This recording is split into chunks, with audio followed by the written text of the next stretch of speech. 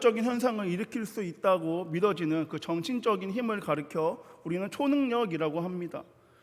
미래를 예측하는 능력, 순간 이동을 할 수 있는 능력, 또한 시간을 멈추는 능력, 하늘을 나는 능력 등 많은 초능력들이 있습니다.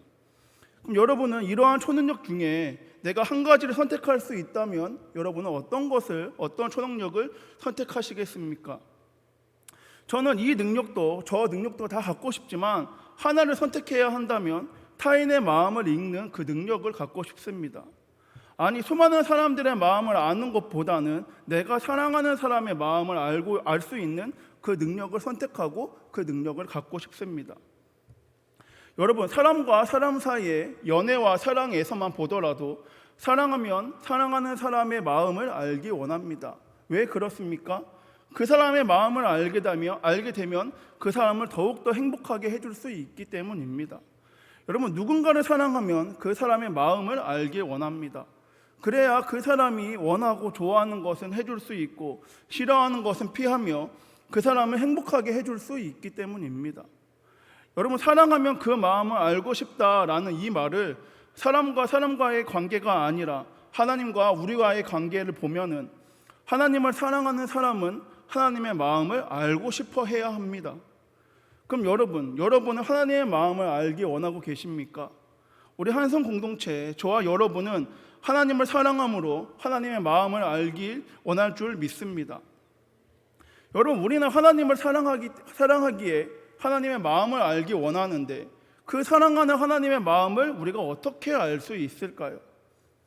여러분, 성경 전반에 흐르고 있는 강력한 메시지를 한 문장으로 이야기하면 하나님이 당신을 사랑하십니다로 우리는 볼 수 있습니다. 다시 말해서 하나님이 어떤 마음을 갖고 있는지에 대해서 이야기하고 있다는 것입니다. 여러분, 창세기부터 요한계시록까지 하나님의 마음은 한 영혼에 있었으며 모든 열방을 향한 꿈을 갖고 계셨으며 지금도 갖고 계시다는 것입니다. 그래서 누군가는 성경의 이야기를 하나님의 러브레터, 하나님의 고백편지다라고 이야기합니다. 여러분, 우리를 사랑하시는 하나님, 그리고 그 하나님의 마음을 알기 위해서는 우리는 하나님의 말씀을 봐야 합니다. 그리고 그 말씀을 통하여 하나님께 기도해야 합니다. 우리가 하나님의 말씀을 읽고 묵상하고 또한 하나님께 기도하면 우리는 하나님의 사랑을 경험하게 될 줄 믿습니다. 또한 뿐만 아니라 나를 향한, 또한 우리 교회를 향한 하나님의 마음을 깨닫게 될 줄 믿습니다. 여러분, 하나님을 사랑한다면 하나님의 말씀을 묵상하기 원합니다. 하나님을 사랑함으로 그 마음을 알고 싶다면 하나님께 기도함으로 그 마음과 그 뜻을 구하며 찾기를 소망합니다. 여러분, 성경을 보면 하나님을 사랑함으로 하나님의 마음을 알고 있는 사람들이 나옵니다. 그 중에서 오늘 우리가 살펴볼 인물은 느헤미야입니다. 여러분, 느헤미야는 현재 페르시아 나라의 신하입니다.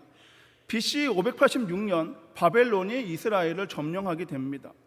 바벨론은 이스라엘을 폐허로 만들었고 예루살렘 성전과 성벽을 완전히 헐어서 깨뜨렸고 바벨론은 이스라엘 점령과 동시에 이스라엘 사람들을 포로로 끌고 가게 됩니다. 그리고 약 50년이 지난 BC 539년에 바벨론은 페르시아에게 멸망을 당하게 됩니다. 그 후에 약 100년의 시간이 지난 BC 445년에 구약 이스라엘 역사 중에 가장 끝자락에 오늘 말씀의 주인공 느헤미야가 등장하게 됩니다.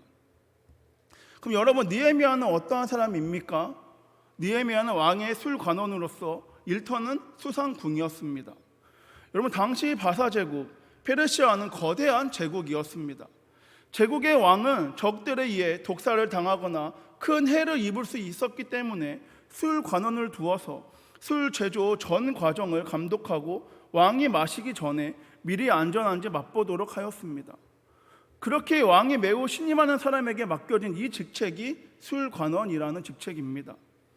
왕과 늘 가까이 지냈기에 국사를 함께 의논하기도 하는 총애를 받는 직책이었습니다. 그런데 느헤미야는 이스라엘 사람이었지만 그의 고향은 이스라엘이 아닙니다. 느헤미야는 이스라엘계 바벨론인이거나 이스라엘계 페르시아인입니다. 여러분, 느헤미야는 바벨론으로 포로로 잡혀간 이스라엘 사람들의 3세나 4세 정도로 되었을 것으로 추측합니다. 여러분, BC 586년에 예루살렘이 바벨론에 함락되어 포로로 잡혀갔고 느헤미야는 그 후손으로 BC 445년에 수상공의 술관원으로 있었으니 약 140년의 시간이 흐른 것입니다. 여러분, 이러한 외지인이 어떻게 아닥사스다 왕의 신뢰를 받는 술관원이 되올 수 있었을까요? 물론 느헤미야의 개인의 실력과 성품도 뛰어났을 것입니다. 그러나 그것만으로는 설명되지 않습니다. 느헤미야가 술관원이 될 수 있었던 것은 자신의 능력만으로만 된 것은 아니라는 것입니다. 여러분, 느헤미야도 자신이 술관원이 된 것은 자신의 능력만으로 된 것이 아니라는 것을 알고 있었을 것입니다. 하나님께서 무엇인가 쓰실 일이 있기 때문에 이 자리에 두었을 거다라고 어렴풋이 알고 있었을 것입니다. 그런데 여러분, 어느 날 예루살렘을 다녀온 자신의 친동생 하나니를 통해서 모국 이스라엘의 소식을 듣게 됩니다. 본문 3절을 세 번역으로 보면은 그들이 나에게 대답하였다. 사로잡혀 오지 않고 그 지방 남은 사람들은 거기에서 고생이 아주 심합니다. 업신여김을 받습니다. 예루살렘 성벽은 허물어지고 성문들은 다 불에 탔습니다. 여러분, 약 140년 전에 바벨론이 이스라엘을 점령할 때 바벨론은 이스라엘을 완전히 쑥대밭으로 만들었습니다. 예루살렘 성전과 성벽을 완전히 허물어 버렸습니다. 그 후에 이스라엘에 남아있던 사람들이 성벽 재건을 몇 차례 시도하였지만 주변 나라들의 방해로 인해서 번번이 실패하고 말았습니다. 성벽은 허물어지고 성문들은 불탔으니 주변 나라들의 공격을 막을 도리가 없습니다. 그들은 속수무책으로 능욕을 당하며 살아가고 있습니다. 이러한 현실을 목격하고 온 하나니가 모국의 소식을 느헤미야에게 지금 전합니다. 여러분, 예루살렘의 소식을 들은 느헤미야의 반응은 어땠습니까? 4절을 제가 세 번역으로 읽어드리겠습니다. 이 말을 듣고서 나는 주저앉아서 울었다. 나는 슬픔에 잠긴 채로 며칠 동안 금식하면서 하늘의 하나님께 기도하여 라고 말합니다. 여러분, 느헤미야는 그 소식을 듣고 털썩 주저앉아서 울었습니다. 가슴 아픈 모국의 소식을 듣고는 수일 동안 슬퍼하며 울었습니다. 그리고 금식하며 하나님께 기도합니다. 느헤미야는 슬퍼하며 주저앉아 있었지만은 않았다는 것입니다. 이 문제를 가지고 나가서 하나님께 금식하며 기도합니다. 느헤미야는 문제의 해결을 위해서 자신을 신임하는 왕부터 찾아가지 않았습니다. 문제의 해결은 하나님께 있음을 알았기 때문에 엎드려 금식하며 기도하기 시작합니다. 여러분, 느헤미야 2장을 보면 느헤미야가 아닥사스다 왕에게 자신의 모국 이스라엘 성벽 재건을 위해서 자신을 모국으로 보내줄 것과 성벽 재건에 소요될 모든 재료와 비용을 왕이 부담해 달라고 요청합니다. 이에 왕은 느헤미야의 요청을 수락합니다. 그리하여 느헤미야는 모국 이스라엘에 가서 무너진 예루살렘 성벽을 재건해 앞장서게 됩니다. 그런데 여러분, 느헤미야가 왜 이렇게까지 했을까요? 따지고 보면 느헤미야는 이렇게까지 하지 않아도 되는 사람입니다. 여러분, 느헤미야의 삶의 터전은 이스라엘이 아니라 지금 페르시아이며 그는 이스라엘이 아니라 페르시아의 신하입니다. 그는 모국 소식을 뒤로하고 지금까지 그랬듯이 페르시아에서 평안하게 살아도 문제될 것이 하나도 없는 사람이었습니다. 느헤미야가 그렇게 한다고 해서 어느 누구 손가락질 할 사람도 없습니다. 더군다나 느헤미야가 이스라엘로 돌아가서 한 일은 성벽 재건입니다. 여러분, 느헤미야가 맡은 직책은 왕의 술 맡은 관원입니다. 성벽 재건과는 그의 전문 분야가 아니라는 것입니다. 다시 말해서 느헤미야가 이스라엘로 돌아가야 하는 이유, 느헤미야가 성벽을 재건해야 하는 이유는 없다는 것입니다. 어떠한 책임도 의무도 느헤미야에게는 없었습니다. 그런데 여러분, 느헤미야는 모국으로 돌아갑니다. 무너진 성벽을 재건하기 위해서 느헤미야는 돌아갑니다. 사서 고생한다라는 말이 느헤미야에게 잘 어울리는 것 같습니다. 그럼 여러분, 느헤미야가 사서 고생하는 이유가 무엇일까요? 성벽 재건에 대한 책임도 의무도 없는 느헤미야가 이스라엘로 돌아가야 하는 이유가 무엇일까요? 여러분, 느헤미야는 이스라엘 생각하며 수일 동안 슬픔으로 하나님께 금식하며 기도하였습니다.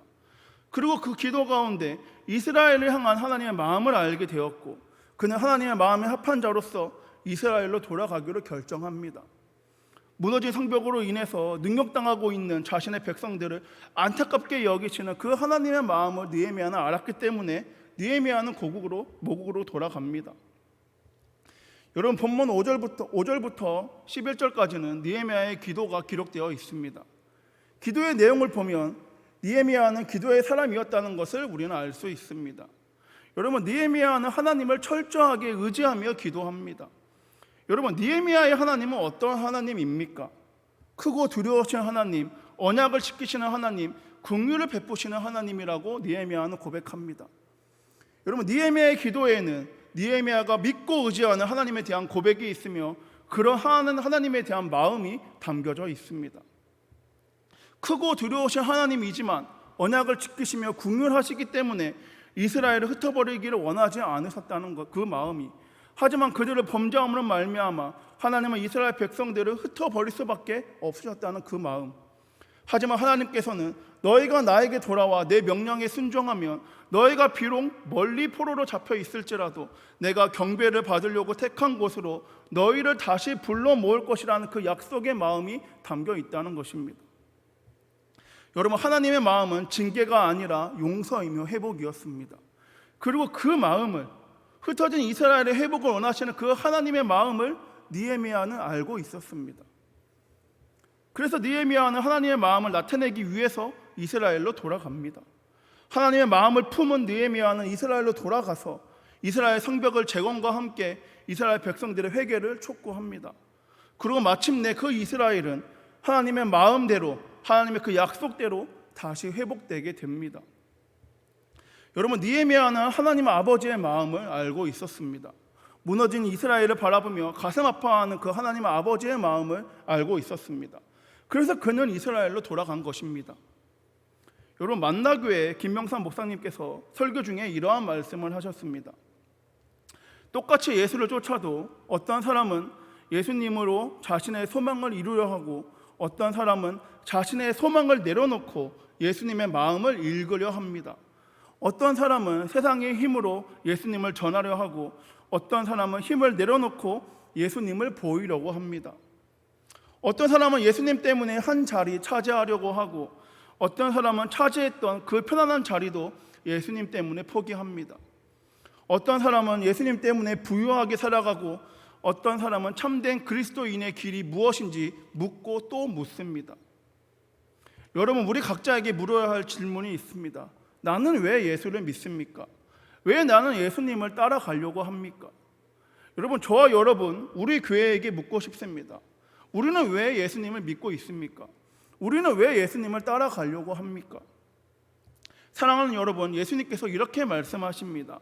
누구든지 나를 따라오려거든 자기를 부인하고 자기 십자가를 지고 나를 따를 것이니라.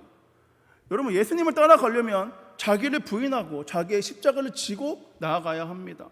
그런데 이보다 더욱 중요한 것은 저와 여러분 마음 가운데 그리고 우리 교회 가운데 예수님을 따라갈 마음이 있느냐라는 것입니다.